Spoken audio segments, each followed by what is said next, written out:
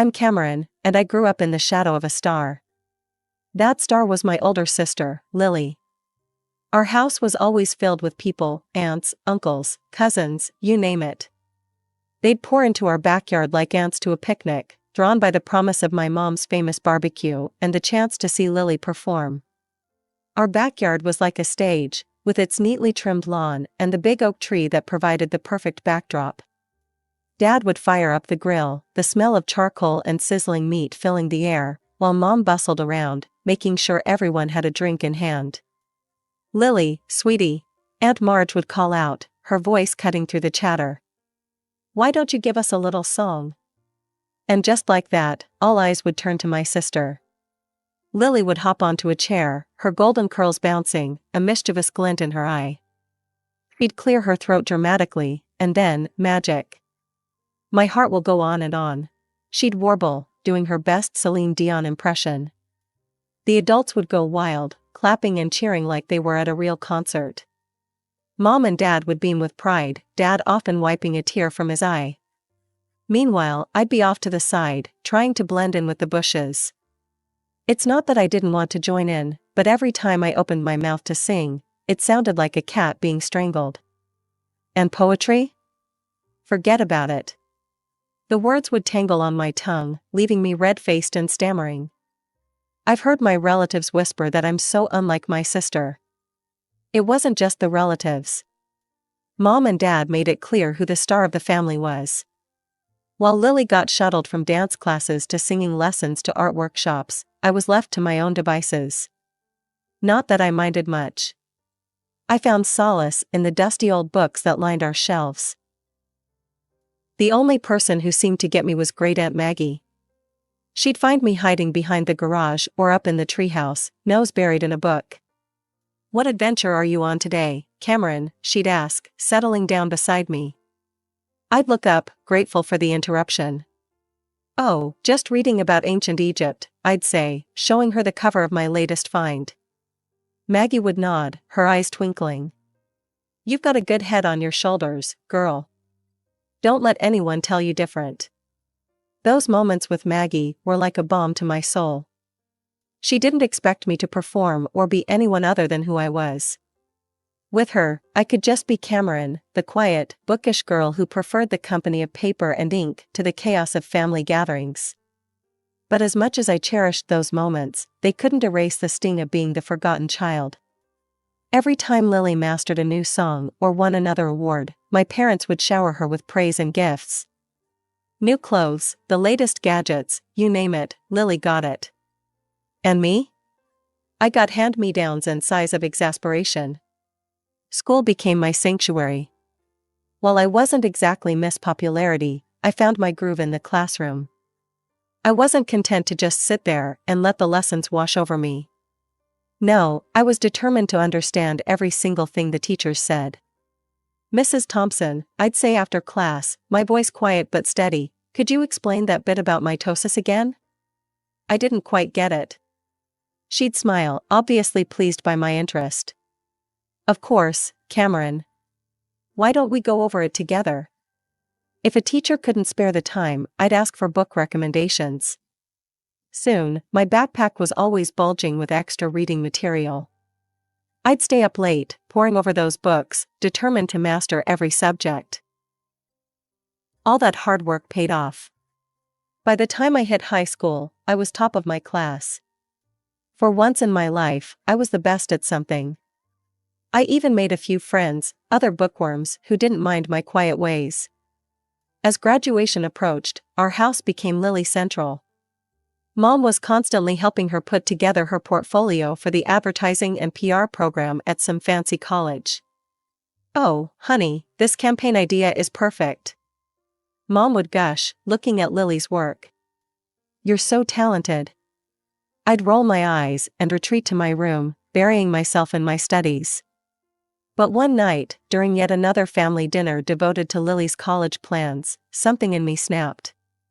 "I'm going to college too," I blurted out. "I want to study management." The silence that followed was deafening. Then, to my shock and hurt, they all burst out laughing. Oh, sweetie, Mom said, wiping tears of mirth from her eyes. We don't have money for that. You'll need to get a job after graduation. You're just not as gifted as your sister. I felt like I'd been slapped. But I'm the top student in my class, I stammered, my face burning with anger and embarrassment. I get straight A's. I stormed up to my room and came back with my report card, slamming it on the table. They all leaned in to look, their eyes widening in surprise. Well, I'll be damned, Dad muttered, scratching his head. When did this happen? It's been happening for years, I spat. Not that any of you ever noticed. Mom at least had the decency to look ashamed. Cameron, we had no idea. But Dad cut her off. Look, it doesn't change anything. We've spent all our savings on Lily's education. There's nothing left for you, Cameron. I'm sorry, but that's just how it is. You'll go to work at my cousin Frank's restaurant after graduation. I turned and ran, ignoring their calls. I sprinted up the stairs, into my room, slamming the door so hard the walls shook. As I collapsed onto my bed, sobs racking my body, I felt something inside me harden. Fine, I thought, my hands clenching into fists. If they won't help me, I'll find another way. I'll show them all what Cameron can do. The next few months were a blur. Lily headed off to college, her departure marked by tearful goodbyes and proud parental embraces. Meanwhile, I threw myself into my studies with renewed vigor, determined to graduate at the top of my class. During this time, I found myself spending more and more time with Great Aunt Maggie. Her small, cozy house became my refuge from the tension at home. One afternoon, as we sat in her sunlit kitchen sipping tea, she asked the question I'd been dreading. So, Cameron, she said, her kind eyes fixed on me, what are your plans after graduation? I stared into my teacup, fighting back tears. I don't know, Aunt Maggie. Mom and Dad won't help me with college. They say there's no money left after paying for Lily's education. Maggie was quiet for a moment, then reached across the table and squeezed my hand.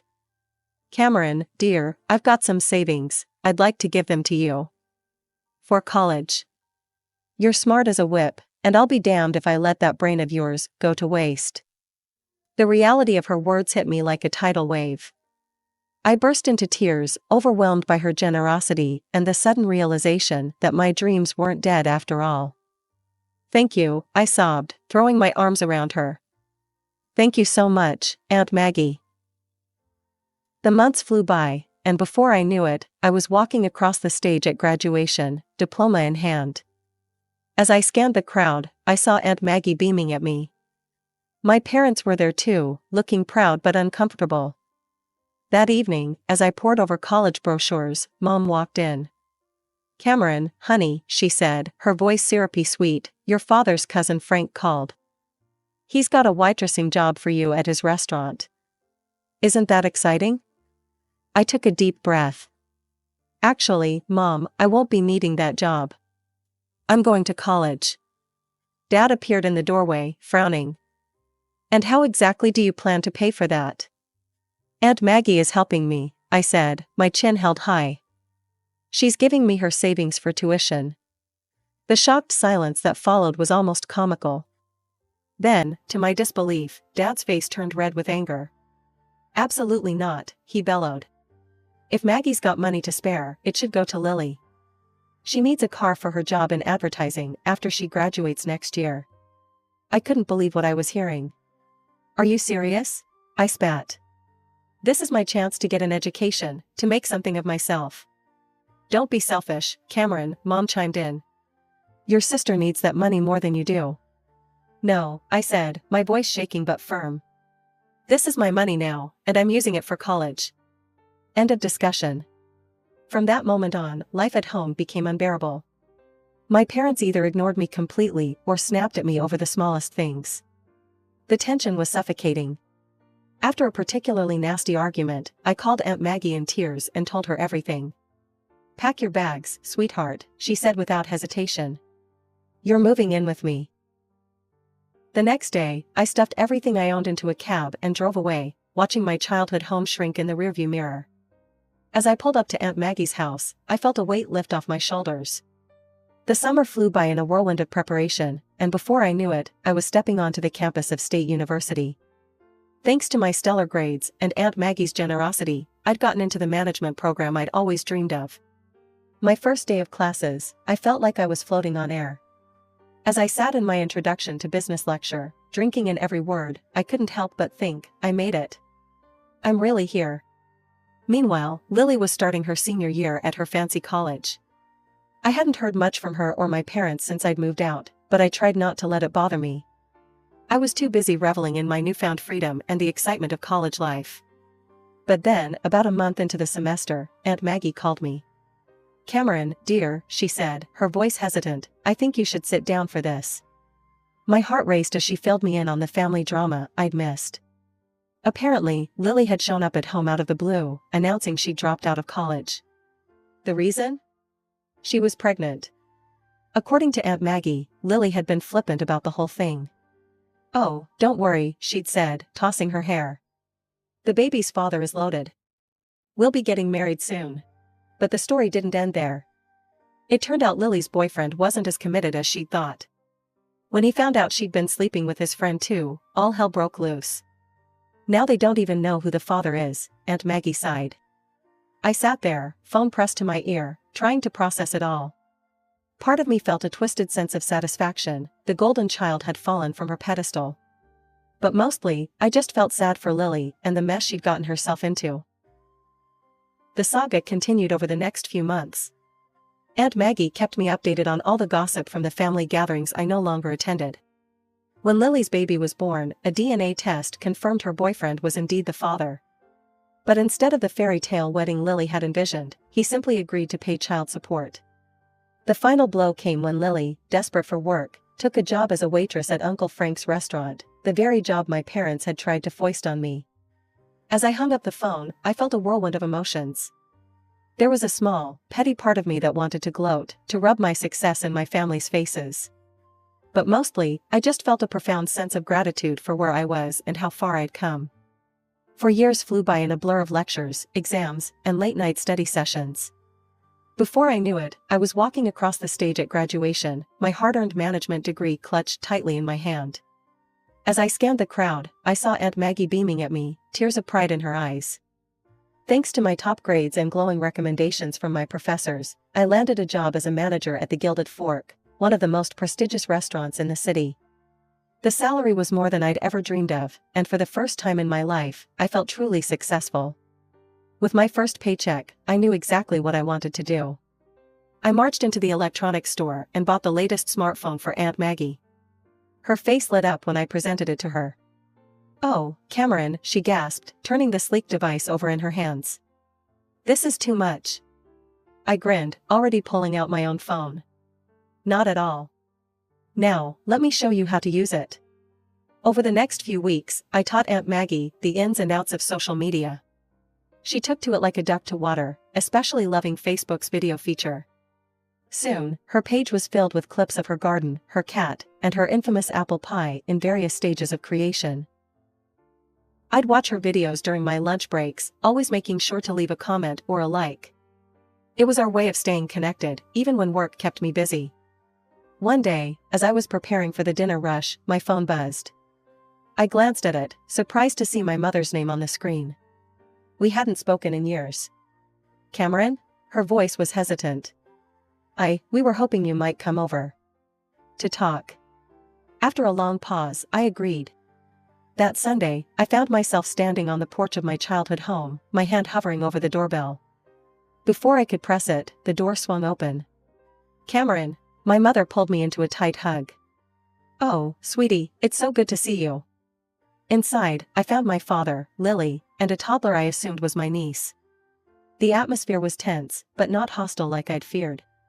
"You look good, kiddo," Dad said, his voice gruff but warm. "We hear you're doing well for yourself." I nodded, still wary. "I am. I'm a manager at the Gilded Fork now." Their eyes widened at the name of the restaurant. Mom cleared her throat. That's wonderful, dear. Actually, that's part of why we wanted to talk to you." Over the next hour, they apologized for how they'd treated me, admitting they'd been wrong to dismiss my potential. Then came the real reason for the reunion.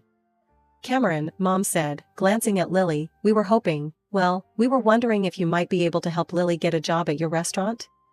I looked at my sister, bouncing her daughter on her knee. She wouldn't meet my eyes. "I'll see what I can do," I said finally. "No promises, but I'll ask." True to my word, I spoke to Mr. Reeves, the restaurant owner, about Lily. To my surprise, he agreed to give her a shot as an administrator. Lily started the following week. I watched her closely, half expecting her to fail or cause drama. But to my shock, she excelled. She was punctual, efficient, and the customers loved her charm. As the weeks passed, I found myself relaxing around her. We weren't best friends by any means, but we developed a cordial working relationship. Just when I thought I had everything figured out, the universe decided to throw me another curveball, this time a positive one. Mr. Reeves called me into his office one day. My heart raced, wondering if I'd done something wrong. Instead, he grinned at me and said, "Cameron, how would you like to help me expand the business?" Before I knew it, I was overseeing the opening of not one, but 3 new restaurants. My days became a whirlwind of staff meetings, menu tastings, and number crunching. It was exhausting, exhilarating, and everything I'd ever dreamed of. The promotion came with a significant pay bump, and suddenly, I found myself with more money than I knew what to do with. That's when the calls from my parents started. At first, it was just small things. "The roof is leaking," Mom would say, her voice hesitant. "We were wondering if you might be able to help out a little." I was surprised at how good it felt to say yes, to be able to solve their problems with a simple transfer of funds. It started with the roof, then it was a new water heater, and before long, I was funding a complete home renovation. As their financial situation improved, thanks to my monthly allowance, the infamous family party started up again. But this time, when I attended, things were different. "Have you heard about Cameron's latest project?"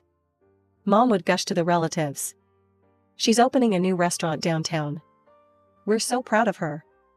I'd catch Lily's eye across the room, and she'd give me a small smile. She was doing well too, having been promoted to head administrator at the Gilded Fork. "My girls," Dad would say, an arm around each of us. Both of them making their old man proud. Part of me wanted to be bitter, to remind them of how they'd treated me before. But a larger part reveled in the warmth of their approval, something I'd craved for so long. As I drove home that night, I felt a sense of contentment wash over me. Finally, after all these years, I had what I'd always wanted, success in my career and the love and appreciation of my family. I was the golden child now, but better than that, I was my own woman, standing on my own 2 feet. It was a lazy Sunday afternoon when my world came crashing down around me. I was scrolling through Facebook, sipping my coffee, when I saw that Aunt Maggie had posted a new video. It was from one of the family gatherings I'd missed due to work commitments. Smiling, I clicked play, expecting to see the usual scenes of laughter and merriment. What I saw instead made my blood run cold. There, in living color, were my parents, their faces flushed with alcohol and self-righteousness. Mom was gesticulating wildly, her voice slurred but unmistakable. "And Cameron, that ungrateful little freeloader," she was saying, "she barely gives us anything. We're not made of money, you know." Dad chimed in, his face red. "That's right. We're doing just fine, thanks to our Lily. She's the one keeping that fancy restaurant afloat. Cameron just rides on her coattails."